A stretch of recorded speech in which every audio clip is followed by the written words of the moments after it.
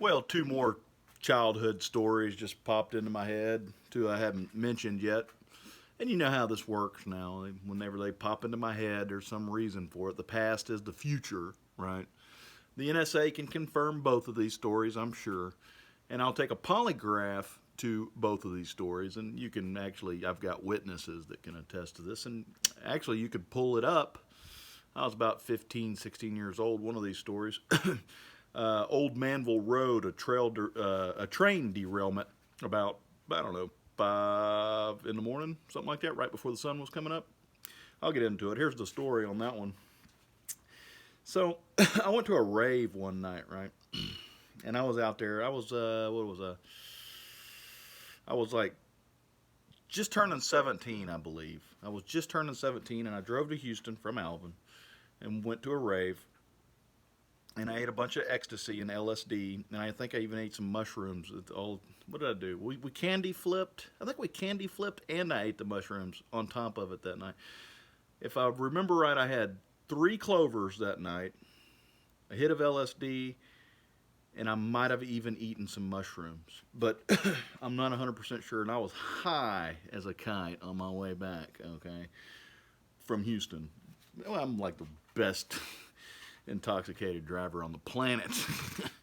I've got a lot of witnesses attest to that. That's why I was the designated driver. I was like the best.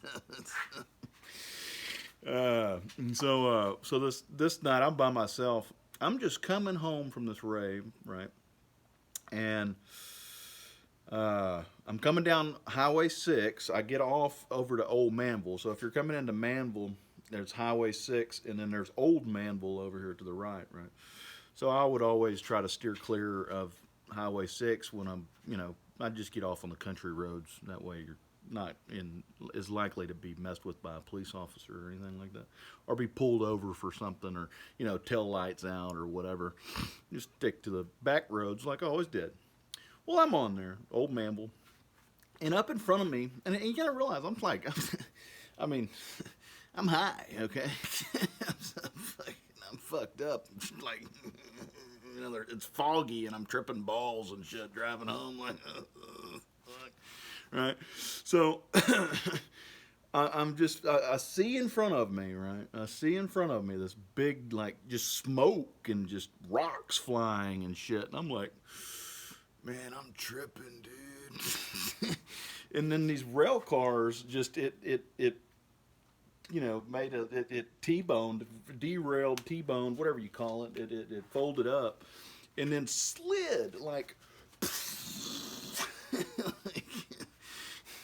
right in front of me. I was the first person on the scene.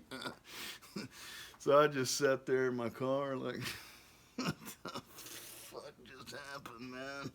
I'm high. I'm like, you can't imagine what's going through my mind, right?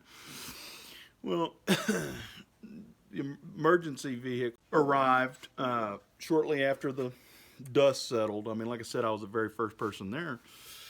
And I'm just sitting there, and a sheriff comes up to my window, and I'm like, I said, let me see your driver's license. I handed it to him. He said, what you been doing tonight?